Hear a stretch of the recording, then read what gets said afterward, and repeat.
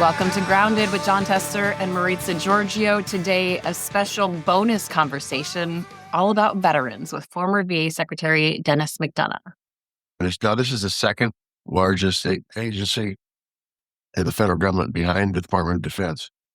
It provides health care and benefits, housing benefits, education benefits to millions of veterans across our country. Really, really an important job. We have seen the president ask for a lot of people to be fired or at least removed from this agency. It'll be great to get a former Secretary McDonough's view on how that's going to impact our veterans around the country. So we look forward to the conversation. We have a lot to get to, but I have to address the elephant in the room. If you're wondering how hard John Tester works, he is sick as a dog, chatting with us today from the farm. Yeah, I caught cold square along the line in my many travels, and I've got to get on the other side of it. We're working on to do that. And what didn't help was last night I flew out of Chicago and the weather was raining, so my plane was delayed for 2 hours, and I had an hour and 50-minute layover. So as I was landing, my flight to Great Falls was leaving, so I had to fly into Bozeman and drive home last night. So it's been crazy. If it wouldn't have been for my friend Ted Dick, I'd probably still be in Bozeman, Montana. Actually, I'd probably still be in Minneapolis because I wouldn't have taken the Bozeman trip. So, but Teddy picked me up and hauled me to Great Falls, where I got in my pickup and drove. Oh my goodness. Yeah, that's the way it is. That, when I get a text message from John Tester at 2:17 in the morning saying, call a house, make sure I'm awake in the morning, I have to wonder what happened. That is wild. At 2:17, I was sitting at a gas station getting ready to get my pickup, so I still had an hour and a half leg to go, but it worked out. We made it here. You have a nap in your future today. Okay, we have a lot of news to get to. I want to start, though, with this. 25 hours, 4 minutes. That's how long Senator Cory Booker stood and talked on the Senate floor to protest the Trump administration's policies. It wasn't technically a filibuster because it didn't actually obstruct any specific legislation, but it did disrupt the Senate's normal function, outdoing the former record holder, Strom Thurmond, by almost an hour. Important to note, Thurmond was speaking out against the Civil Rights Act. So it's very personal for Booker, who's a Black man. And we've heard so many people say, what are the Democrats doing? Well, Senator Cory Booker said, hold my beer and my water, my chair, my bathroom breaks, and watch this. We must never forget those thousands of Americans who, with their courage, with their sacrifice, with their lives, made those words live for all of us. That is our veterans. That is you. That is you, my friend. And Trump is coming after them. Doge is coming after them. They're firing them right now. And are we silent, America? Are we silent when the bravest amongst us, the most honorable amongst us, the most noble amongst us are losing their jobs? Did you speak up when they came for American veterans, when they fired them for no good reason? What did you do? What did you say? I say no. Yeah, well, so I hear from so many people that are frustrated with Democrats right now because they don't think they're doing anything and they don't think they're fighting for them. I do think that what Booker did the other day was very, very good, because it just wasn't about, reading green eggs and ham like a former colleague of mine did on a filibuster he did. This was about actually talking about issues for 25 hours. I might add over 25 hours, talking about issues that were real to this country and the direction the country is heading in. And I think that it was very, very effective. I applaud his efforts. It's really hard to stay awake and stay functional and stay sharp for that amount of time in front of a camera or doing anything as far as that goes. But Booker stepped up the plate, did a good job. And hopefully this will give some incentive to the rest of the caucus to show more fight. And look, they're in the minority. I get that. So there's not a lot they can do. But look, follow Booker's lead here and do some things that will make it not smooth sailing for the president to pull out some of his policies, because some of his policies are going to be really bad for rural America, and they're going to be really bad for urban America, and they're going to be really bad for this country as a whole. So the same night, the Democratic-backed candidate, Susan Crawford, won the Wisconsin Supreme Court race. They called it pretty earlier than a lot of people expected, despite the many millions of dollars that Elon Musk injected into that race. And the very next day, Politico reported that President Trump told the Circle Musk is going to be stepping back here. So is this the start of the turning of the tide? No, I don't know. I think it's got a lot more than this has to happen. I think he should have been gone a long time ago. But Wisconsin didn't turn out the way that President Musk and Donald Trump wanted. So President Musk goes, and so we'll see what happens. But the bottom line is that what's going on with this Doge thing, and like I say, I don't know anybody that this is not like government efficiency. But what's going on with the Doge thing is going to be very detrimental long term for a lot of the programs that people depend upon. They just haven't felt it yet. They will. And then it'll be too late because these folks will have other jobs in the private sector that probably pay more than they were making within the government. So that's kind of where we're at. I think it's interesting that the race went the way it did, not because, and I think this is too bad too, that the courts aren't nonpartisan anymore, but the so-called Democratic candidate won. I think it's the margin of victory that's interesting in a place like Wisconsin. It tends to be a swing state. So it's interesting. Yeah, they're looking at the margin of victories. I mean, the Republican candidates won the special elections in Florida too, but not by the margins they were expecting. So a lot of people looking at that. Okay, the huge economic story now everyone is talking about on this Thursday as we record here. President Trump announced sweeping tariffs on Wednesday. At least 10% on all imports, with some countries facing tariffs as high as 54%.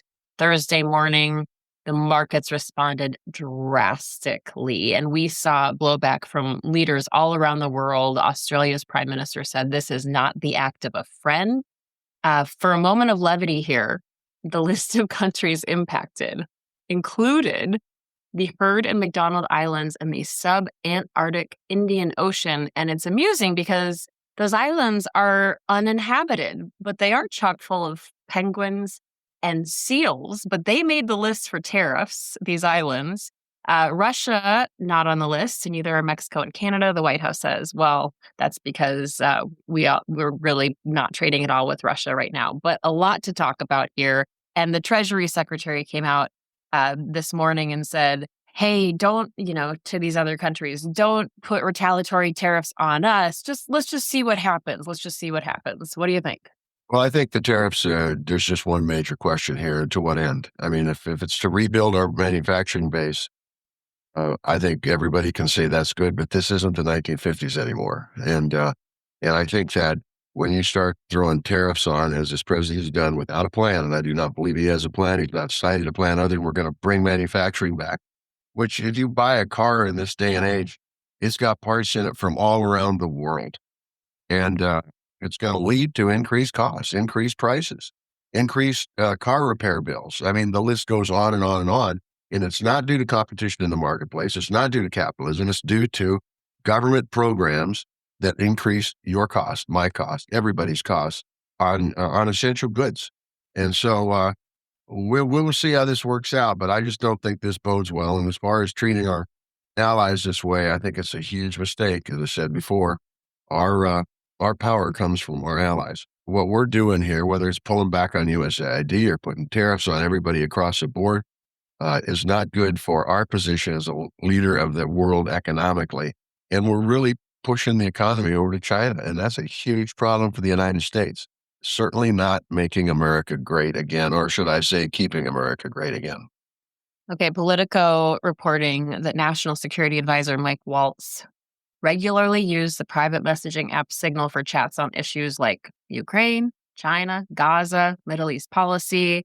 Two of their sources said they knew of at least 20 such chats. Of course, this comes after the Atlantic reporter was inadvertently added on that chat about the strikes in Yemen a few weeks ago. But sensitive information discussed on these. It's also been reported that Waltz and his team used Gmail accounts for work. I want to ask Denis McDonough about this because he also, in addition to being the VA secretary, served as a national security advisor as well. You would know all about this, but what I'm here to tell you is, as I said it from the beginning, if they did it this time, they've done it before. And I think that they're going to find, as the information comes out, it isn't just Mike Waltz.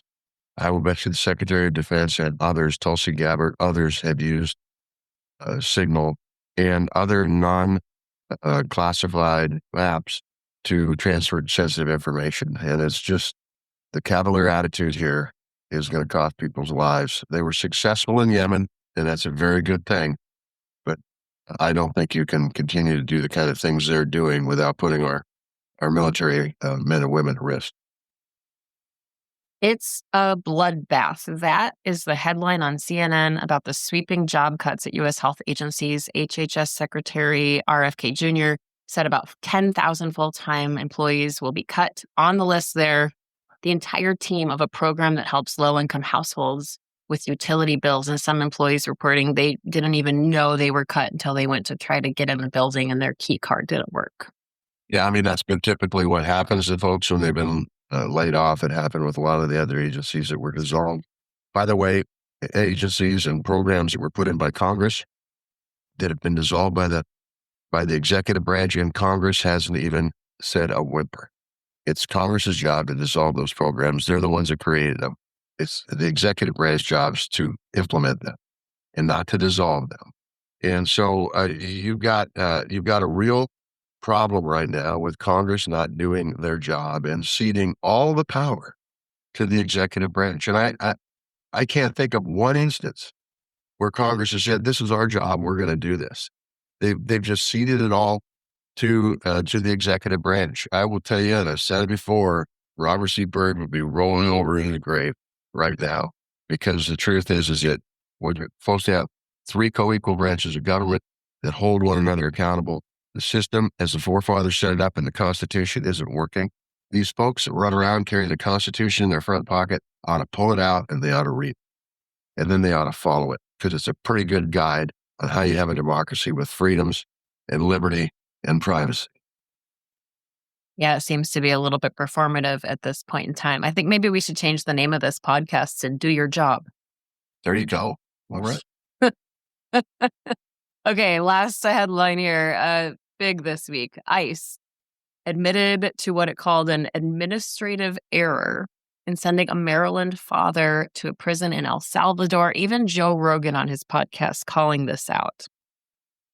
Well, I mean, this is a mistake should never be made. This is an American citizen that is being treated like they've committed a crime for living in this country.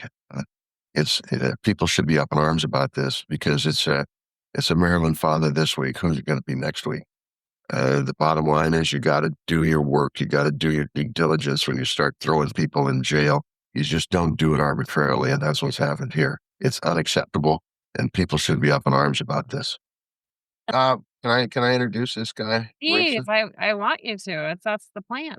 All right. So I want to welcome Secretary Denis McDonough to our show today. Denis is one hell of a good guy and a good friend, former chief of staff under President Obama.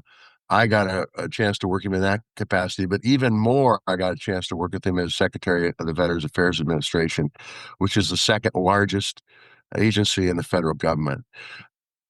Look, he came on at the beginning of the Biden administration, really did what I would consider, and I think everybody on the committee would say that he did an outstanding job making sure that veterans got the benefits and the health care that they had earned through their service to the country. So it is indeed a pleasure to have Secretary McDonough here today to visit about a lot of things, but more specifically about the VA. And so good to have you here, Denis McDonough. And by the way, I might add that he actually is a pretty good hockey player, I'm told. Well, I yeah, don't know. because he's from Minnesota, which we have to mention also, which, I'm from Minnesota. Yeah. Well, we'll overlook the two of you are from Minnesota. Okay. But it's good. Hey, Hey, listen, I got two things to say real quick, one is, Mr. Chairman, it's Denis McDonough, by the way. I didn't like the title when I had the job, and I don't have the job anymore. So please don't refer to me as secretary. That's for darn sure. And the second thing is, I am proudly from Minnesota. I'm not a hockey player. I played hockey. If you don't play hockey, they make you move out.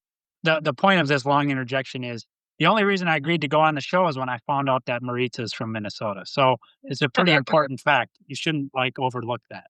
I stand corrected, and I understand exactly where you're coming from. And And I honestly, that doesn't hurt me at all. It doesn't hurt me at all. I appreciate you being on. Hey, I just want to start back in early 2021 when you took the job of Secretary of the VA. When you sat down and made out your uh, long-term plans moving forward in the VA, what what did you see as the most important thing to be working on within the VA? Where did you see that they were lacking? And so just kind of give us a lay of the land on when you first got there, what you saw and where you wanted to go. Yeah, well, thanks. I mean, the fact is, the president called me on Thanksgiving weekend and the fall there of 2020 after the election. I'm sure he had other better people for the job. They probably washed out in vetting or something, and so he told me to take the job. And the president tells you to do something, you do it. So I did it, and I happily did it. Um, and then I set out about trying to get confirmed. You were helpful on that, and so was your team. Um, but throughout that preparation time, I was talking to veterans and to veterans' families to find out what they thought. And the thing that I thought was really important, the president said, "Look, your job description is straightforward. It's to fight like hell for veterans. That that I can do. I can fight. I get that. I'm not a veteran, but I can fight for veterans." Um, and the thing that I kept hearing is that veterans didn't necessarily feel they were welcome at VA. And this was true for combat vets, relatively young combat vets out of the global war on terrorism. This is true among women vets, the fastest growing cohort of veterans.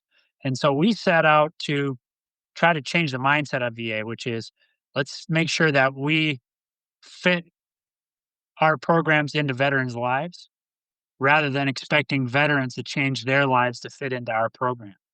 And so a perfect example of that is we just carried out the largest set of outreaches over the course of those 4 years that VA's ever seen. And as a result, just since the PACT Act, about 850,000 new veterans signed up to get healthcare at VA.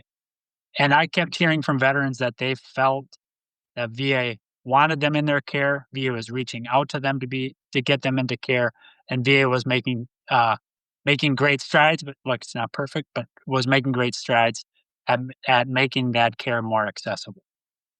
I think I can predict that the PACT Act is going to come up a few times in this conversation. And so, for our listeners who maybe it's not top of mind or they don't remember, I just want to do a little bit of a primer because it was signed into law by President Biden, who said that his own son, Beau, had died from cancer related to his exposure to toxic burn pits while serving overseas. So, they would throw all kinds of stuff into these burn pits, toxic, hazardous materials, human waste, you name it. And all of these veterans came back and they started having health issues. And so, what this legislation did was it doubled the length of time that vets could enroll in healthcare after discharge. And it also removed the burden of proof for veterans who were diagnosed with one of a couple dozen specific conditions. So, for example, before this, if a veteran exposed to burn pits was diagnosed with lymphoma or melanoma, they had to somehow prove that their illness was connected to their time in service in order to get treatment. That's hard to do. But the PACT Act removed that burden of proof and it also added more personnel and screening measures. Is that a good primer, you guys? Think that's a pretty good primer. The only thing I would add to it, it was the largest expansion of healthcare and benefits in the history of the VA. And it added a lot more workload to the people who work within the VA. And it's the first time in this country's history that toxic exposure was being covered uh, without any questions asked, by the way.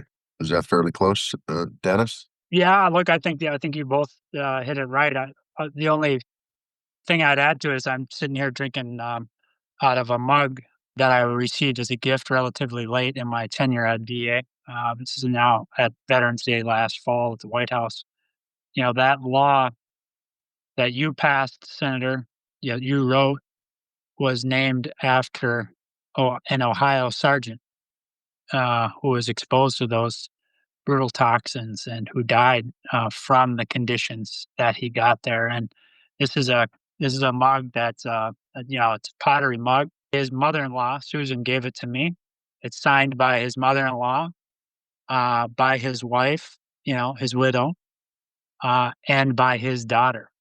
And it's really an amazing thing to have this mug, but I use it a lot because it's a good reminder that none of this would have happened without them. Mm. And this is why it was such an honor to take the job. I spent a long time in working for the government. I was a staff person. I'm not saying I made the decisions, but I helped support making of decisions that led millions of men and women, like Sergeant Robinson, to go to war. And the fact that the president asked me to come back to work at VA to make good on the promises that we made to those men and women is, the honor of my lifetime. And, this cup is a good reminder of it. So I'm going to go back to what I said in the description of the PACT Act, and that it was the largest expansion of healthcare and benefits ever in the history of the VA. That means that there was a lot of people that signed up for this. That means that you had to have the manpower to be able to implement this bill. Uh, talk about what you did after the PACT Act was passed to try to meet the demands, the increased demand that the VA was going to have here. Yeah, so it's important to think about VA and all of its aspects. You said start that the VA is the second largest department in the federal government. That's true. It's about 451,000 employees when we left. Those are broken up into three administrations: the National Cemetery Administration, the second is the Veteran Benefits Administration, and they administer what we call benefits. This is compensation to veterans for conditions that they incurred, that they suffered as a result of their service. A perfect example is Vietnam veteran who was exposed to Agent Orange back in the day now has hypertension. Thanks to the law that you passed, Senator, that hypertension is now presumed to be connected to his service in Vietnam. That means that veteran gets a cash payment every month, tax-free payment every month, to compensate for the loss of quality of life that resulted from that condition that veteran incurred in Vietnam. That's the Veteran Benefits Administration. That's the biggest by number of dollars spent, $187 billion in benefits last year. The third administration is the Veterans Health Administration. They provide health care. Last year, they provided more than 131 million medical appointments to more than 6.5 million veterans across the country. As you all were writing the PACT Act, you asked me, what do you need to get this done in a public hearing in your committee? And I said, well, we need two things. We need access to more buildings. And we also said we need more clinicians and more personnel. So when we started at VBA, there was 25,000 employees at VA. By the time we left, there was 35,000 employees. So we grew up by a net of about 10,000 personnel, and those were overwhelmingly claims processors. And that's why today, more veterans than at any other time are getting more benefits than ever, and they're getting them faster than ever. Is it fast enough? Not yet, but it's definitely faster than it was, and that's because you helped us hire 10,000 more people in the Benefits Administration. On the Health Administration, we needed docs, we needed nurses, we needed LPNs, and most importantly, we needed mental health professionals. We hired 60,000 additional personnel since the PACT Act was enacted in 2022. Over half of those positions were physicians, docs, and psychologists. And let me just give you one example. Last year, one of the biggest hiring goals we had was mental health professionals. We were able to hire 250 psychiatrists in a country that's struggling with access to mental health care, and with veterans who we know have for a long time struggled for access to mental health care. Those 250 psychiatrists were great and important hires in that system. I just want to point out something. Uh, we heard Denis McDonough talk about how there's been more hires come into the VA. This wasn't so Dennis McDonough can say, you know what, we hired a whole bunch of people. Now the agency's bigger, and now we should be considering that success. That's not it at all. He hired those people because Congress said, now you got more work to do. And how are you going to get that work done? And the secretary, from an administrative standpoint, said, this is what I need to meet the needs that Congress has directed me to do. And they've done it. Why is this important? Is because right now, the executive branch, the same branch that Denis McDonough used to work for, is walking in and saying, now you're going to get rid of God knows how many people in the VA. And we're not going to cut any benefits.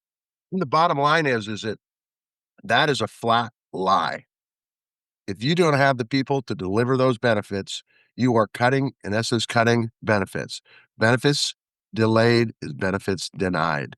And quite frankly, the PACT Act, the largest expansion of healthcare benefits ever in the history of the VA, requires people to implement that bill. And Congress has done nothing to stop this administration from eliminating the folks that work there. And what is the secretary now say? I saw him in an interview here about 3 weeks ago on CNN. We're going to pump these folks to the private sector. I'm not a veteran either, as Denis McDonough isn't. And I can tell you the private sector has longer wait times than the VA. It's more of a problem than the VA. And besides that, it costs more than VA healthcare. In FY24, so the last full year for which we have data, VA delivered $187 billion in benefits to veterans. That's to 6.7 million veterans and survivors. So widows, widowers, children. We also, in that year, VA processed 2.5 million claims. That's 27% higher number of claims processed than the year prior. And the year prior was a record year. That's because veterans are coming to VA, some of those for the first time. Some of those are coming back to VA because we so messed it up the first time, and they finally feel welcomed at VA. So when you talk about having those personnel to process those claims, that's what we need. What I've read in the newspaper as the new team talks about reducing the workforce at VA is they want to get back to 2019 levels of personnel. And that raises a couple of questions in my mind. The issue, it strikes me, is the following. Since 2019, Congress has enacted 3 new laws that require additional benefits and care for veterans. And then we've had, obviously, in that time period, the pandemic, where VA provided healthcare to millions of veterans during the pandemic, of course, but also to non-veterans in many states across the country where they would not have, non-veterans would not have had access to care had they not been able to get into the VA. What were those 3 laws? 1, the Mission Act. I'll come back to that in a second. 2, the PACT Act. And Maritza just gave us a good summary of the PACT Act. That's related to those burn pits throughout Central Command. 3rd is something called the Compact Act. And those veterans who are watching today, here's what the Compact Act says. It says, if you are in mental health crisis today, you can go to any hospital, VA hospital, public hospital, community hospital, private hospital. Whether you're whether you're enrolled at VA or not, you go to that hospital, you tell them you need to see emergency care, you tell them they're a veteran, and then VA takes care of that cost. The Mission Act changes the rules for how veterans can get access to the community to see private doctors, not just see VA doctors. This is a function of something that VA has done forever. What the Mission Act does, though, is changes the rules. It says if you have to wait more than 30 days to get access to care, you can get referred to the community. The idea is, you hope that veteran can go see a local doc in sooner than 30 days. But as you just said, what we see across the board, across the country, and you can go to the VA website at VA Access to Care website and see the wait times in each of the facilities across the country, so you know what you're dealing with as a veteran. Almost uniformly, outside of the VA, access times are longer, especially post-pandemic, than they are for veterans in VA care. But if we don't have medical support assistance to help, if VA does not have the medical support assistance to help schedule those appointments, uh, care is going to slow down and access is going to slow down. And that's not in the veteran's interest, it strikes me. So, Dennis, you mentioned that when you first took that job, you said you overwhelmingly heard from veterans that they didn't feel welcome at the VA, and it was your goal to change the mindset. In early March, the current VA secretary confirmed that there are plans to cut the department by about 80,000 jobs. And that's after you just went over all of the people you hired to fill these needs. Senator Tammy Duckworth brought this up during Senator Booker's marathon speech, saying that a third of those employees within the VA, a third of those employees are veterans. When we talk about all of these policies and numbers and timelines, what would 80,000 jobs being cut mean when we look at this as far as real life impacts, when we already have heard of complaints over wait times and understaffing that you work to address? Yeah, it's hard to kind of anticipate precisely what it would mean. But let me answer the question this way, Maritza. Here's what we know. If you're going back to 2019 levels of personnel, VA operating in 2019 was operating with fewer requirements for veterans.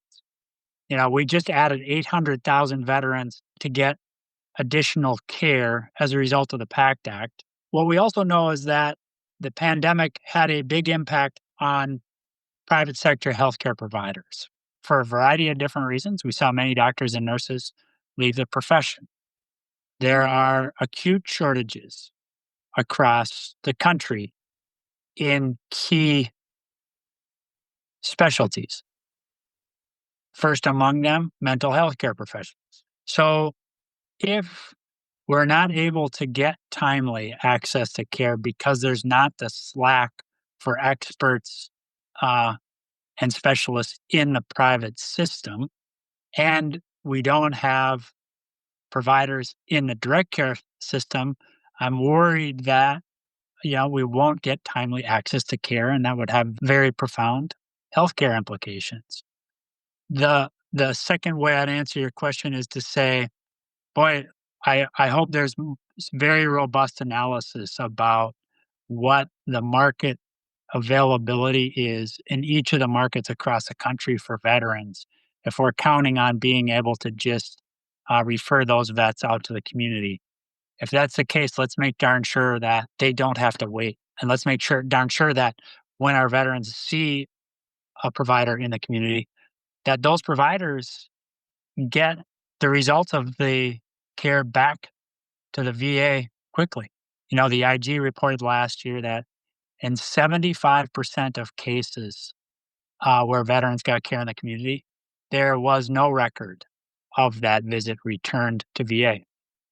The veteran can get access to all kinds of care in VA, and then you're able to track the whole health of that veteran. If we're not getting records back, if we're not getting timely access to care, I worry that that's going to have healthcare implications.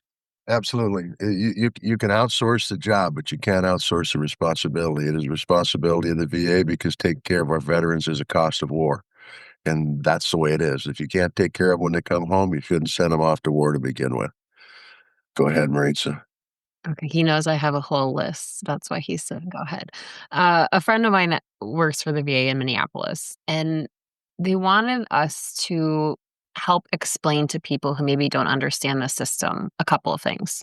The first is the difference between centers and and the specific needs of veterans and how that's different than the care that the general public needs, and also why other people should care even if they're not a veteran. Yeah, so I think I'd answer in the following way.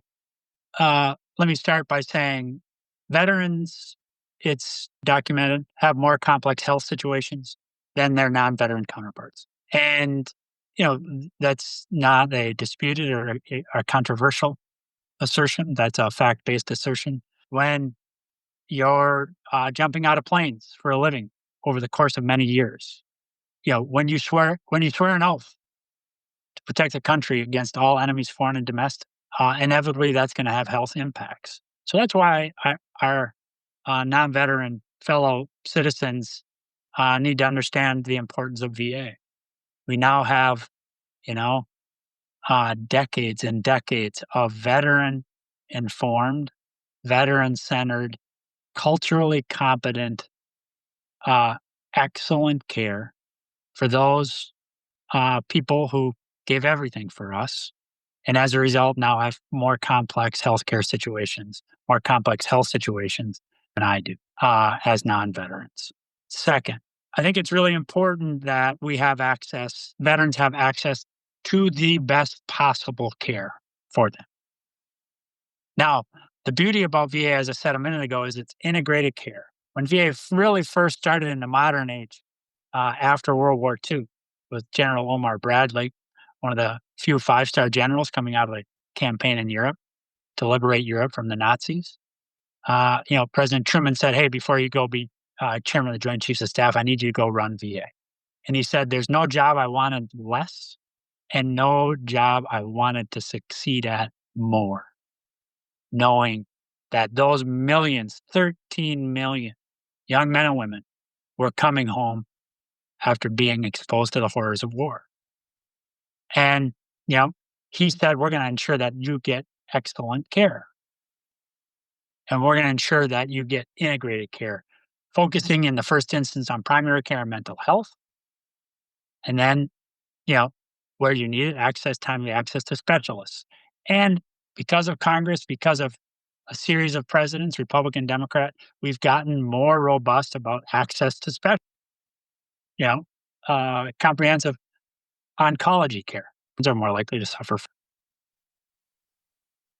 Senator, you want me to keep going? I can ask a real quick one. There's a guy by the name of Mike Missile, who is the Inspector General for the VA. My eyeballs in the VA, so to speak. When I need to hold people within the VA accountable, including the Secretary, Denis McDonough.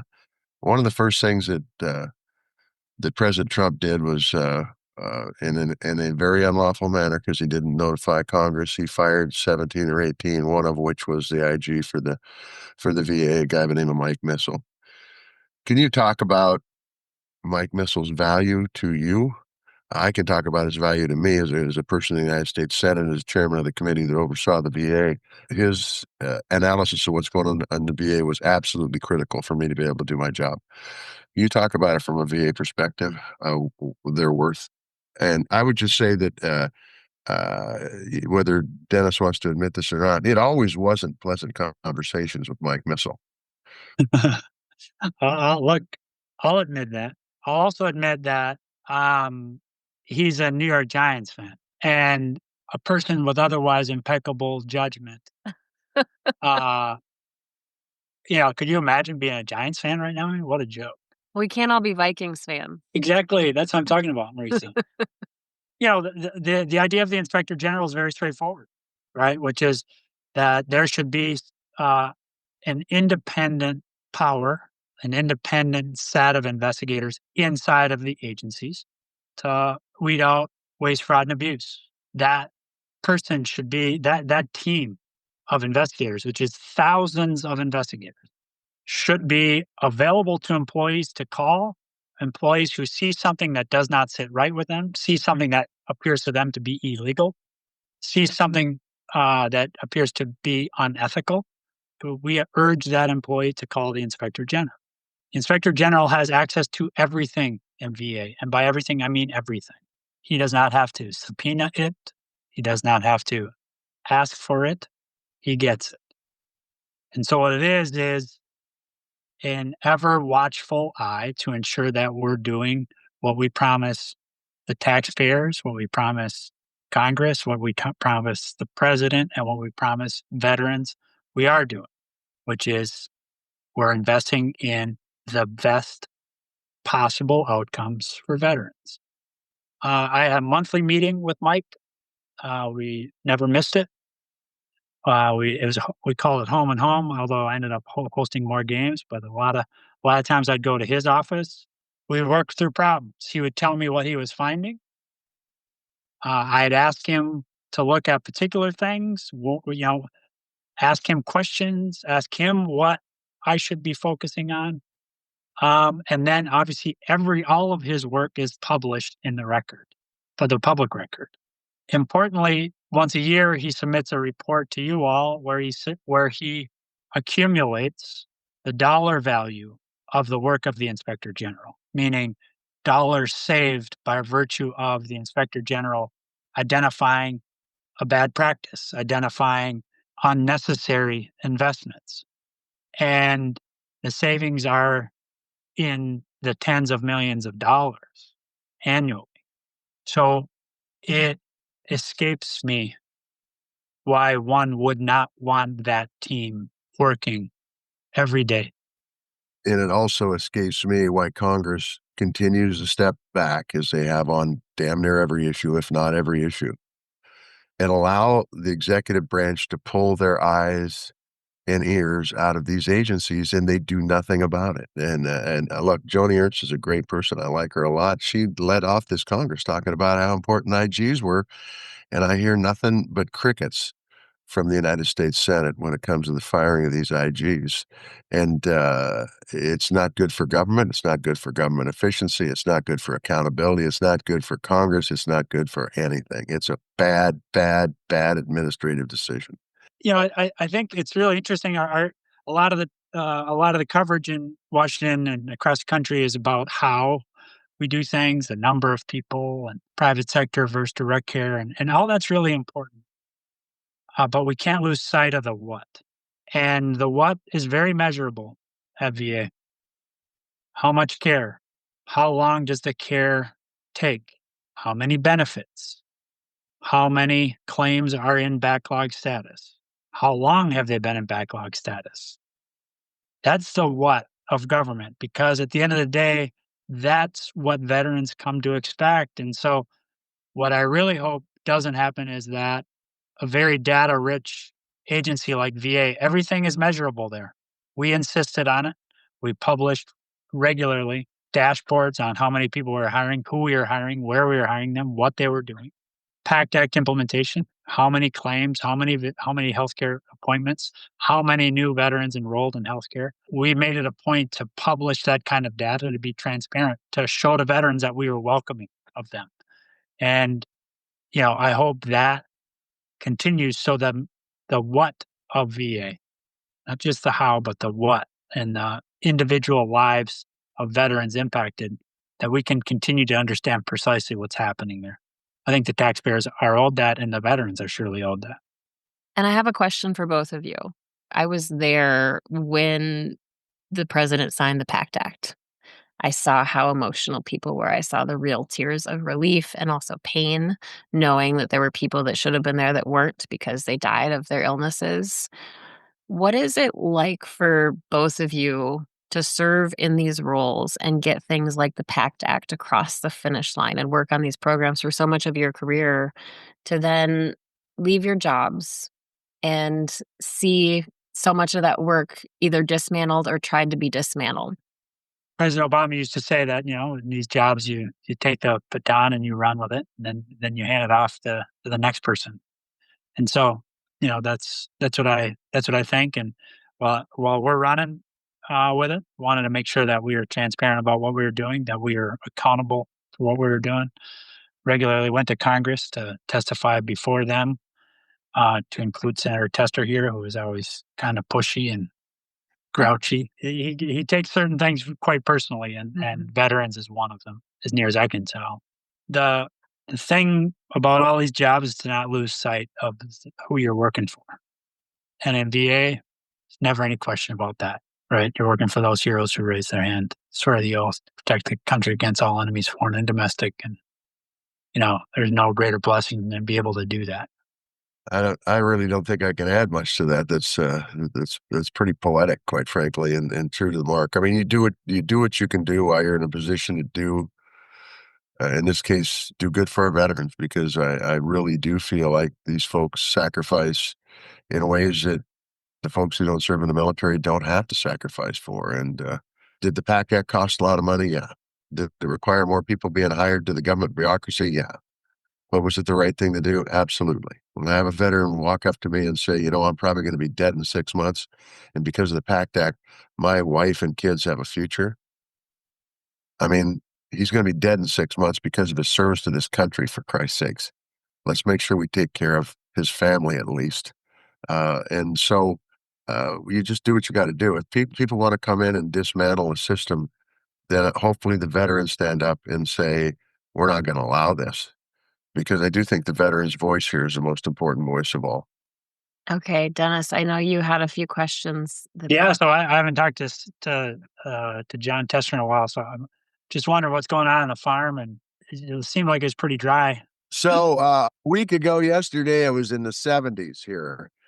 This morning, we've got about 2-3 inches of snow. So it's springtime in Montana. We'll probably be seeding in the next week to 10 days. Some people have already seeded some stuff. The truth is the ground's still pretty cold, so we got a little bit of time. But we got a chance to have a decent year. We had a lot of water runoff about a month and a half ago, and we've got a chance to be rich again if things work out right and Mother Nature smiles on us.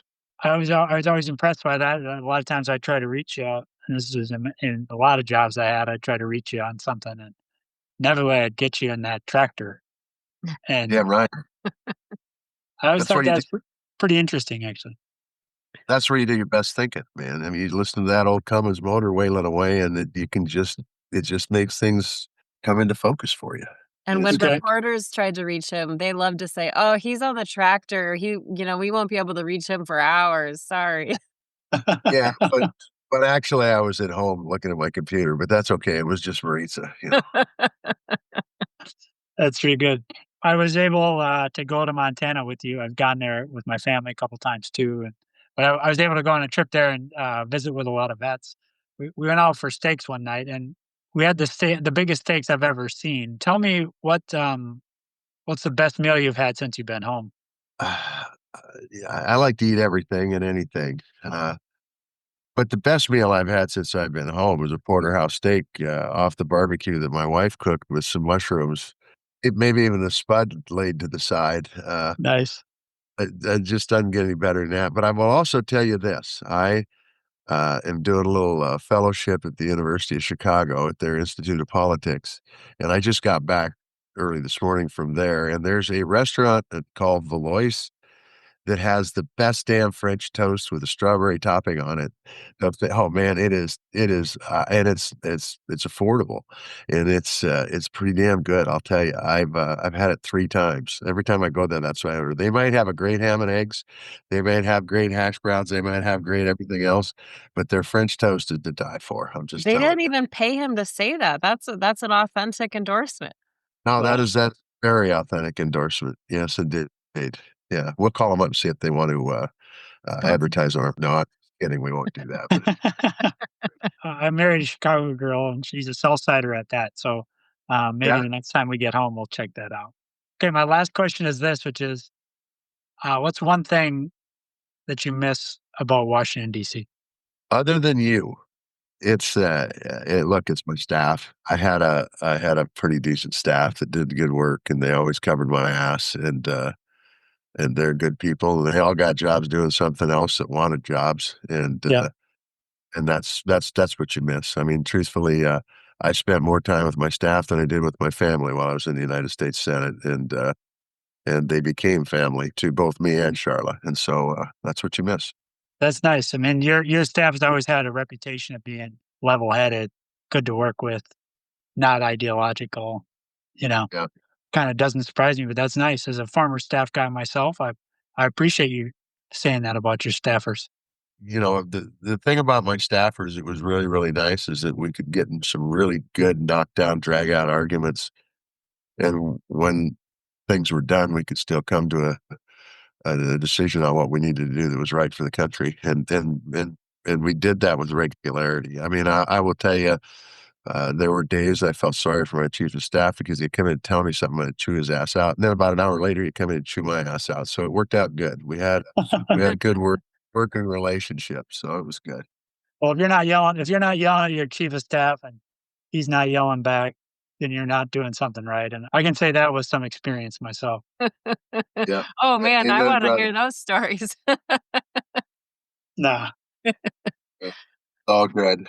It's all Well, good. we wanna thank you so much, former VA Secretary Denis McDonough, for your time. We so appreciate you doing this deep dive with us. Thanks so much, you guys. Good to see you both. I just want to say, truthfully, and this isn't blowing smoke, you did an incredible job as Secretary of the VA. And just like Mike Missile, we had some conversations that were really hard conversations, and you always did the right thing every time, without exception. And I think that in profit for me to say that there are real pros that work in Washington D.C., you're one of them. So Hmm. thank you for your service to the country. Thank you, brother. That's very generous. Undeserved, but generous, and I appreciate it very much. You bet. One thing that I think we're seeing with the explosion of podcasts is that people are given the chance to actually explain things in a bigger way with more context instead of just like little spurts and sound bites that sometimes go over people's heads. Yeah, I mean, look, it was great to have Dennis on. I can tell you, he referred to it, uh, but here's what I'm concerned about. When you talk about adding additional duties, he talked about the 3 bills we passed that added additional duties to the VA, and you talk about the challenge the VA had in both facilities and hiring manpower, whether that's docs, whether that's nurses, whether that's MSAs, whatever it might be. And you have this administration come in and say, well, we're gonna reduce it by pick a number, 50, 60, 70, 80,000. It may be different tomorrow. What it's going to lead to, and I can say this without any reservation whatsoever, it's going to lead to reduced benefits. And we have an all volunteer military in this country. With young people see our military, our veterans being treated improperly, they're not going to want to sign up. And the military is really, really important to keep us safe and secure. These guys they gotta be thoughtful about what they're doing. Dennis said it, not everything's perfect in the VA. There's no doubt about that. There's always room for improvement in any agency. But you just don't go through and start throwing hand grenades and kicking people out. I had a lady call me that quit a long time job because she wanted to work in the VA. And because she was a new hire, she just came on and they canned her for no reason whatsoever. She might have been the best employee in the world, but it didn't matter. She was a new hire, so she got canned and her old job is filled. It puts people in a bad situation. Our wages at the federal level are not, for the most part, are not comparable to the private sector. And now we think we're going to be able to hire people back without jacking wages up because the job security isn't there anymore. I mean, really, some of this stuff we're doing is not going to save money. It's not going to reduce the national debt. It's going to increase it because they're not thoughtful decisions. So that's about all I got to say. Appreciate having Dennis on. He's a good man. Okay, I need to tell you, we started the show talking about Cory Booker and his marathon speech. I've had 3 different people write me and say they're hoping for a Booker tester ticket in 2028. McDonough asked me what I missed. It's not living in Washington, D.C. I like the town. It's a great town, but damn, the air's better here. I'm just telling you. Can I ask you just like a little peek behind the curtain question? Most Americans have not been in the Senate chamber, especially during a moment like that. My neighbor and I were walking yesterday, and she asked, can people come and go during that? He's speaking for 25 hours. Can you spell that out for the rest of us who have never had the title of senator in front of our name? Yeah. Look, the Senate is open. When it's open, it's open. Doesn't matter if somebody's speaking or if they're in a quorum call.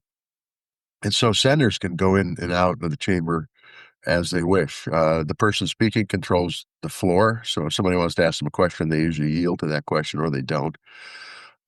Most of the time when you watch C-SPAN, there's 2 people in the room. There's a senator, this presiding officer, and there's the one that's talking, and that's it. And so while they're standing there and they're looking around the room, giving their speech, using their hand motions, they're just imagining people are standing there. That's usually just one person and the presiding officer that is sitting behind the desk on the rostrum. So that's pretty much it. the fact that here's the thing that's amazing about what Booker did. You set the content aside. The fact that he stayed on that content, the fact that he talked about something meaningful for 25 hours is pretty damn incredible. I mean, anybody can get up and read a telephone book, but to stand up and talk about different issues for 25 hours and to keep your mental acuity while you're delivering, and he's a great speaker anyway, it's just nothing but amazing to me. And I think what he did was good. Hopefully it lights a fire. Okay, you need to go tend to your cold, but tell me about this red hat you are wearing. Not that Uh, red hat. you see what it is? You see what that is? I can see there's a horse and is it a knight? Is this a Hellgate Knights hat? No, no, no. It's a Okay. Canadian Mounted Police, man. Yeah. Oh, I mean, this stuff that they're talking about taking over Greenland and making Canada the 51st state. I mean, what a bunch of garbage. I'm telling you. By the way, it just doesn't make any sense for the long-term viability of this country being the leader of the world. It just doesn't. So that's the wrong example. okay, he's going for more, Canadian love letters this week. Oh, yeah. Oh, Canada. You bet. Okay, we thank you so much for sticking with us today. You can find us on Substack, Blue Sky, Instagram, YouTube. You can shoot us an email at groundedpcast@gmail.com. We read all of them. It's been really amazing to hear from so many of you. We want to thank our guest, former VA Secretary and Minnesotan, Denis McDonough. We want to thank our friends at Pearl Jam for letting us use their music. And to all of you, our listeners, we'll chat again soon. Tally ho.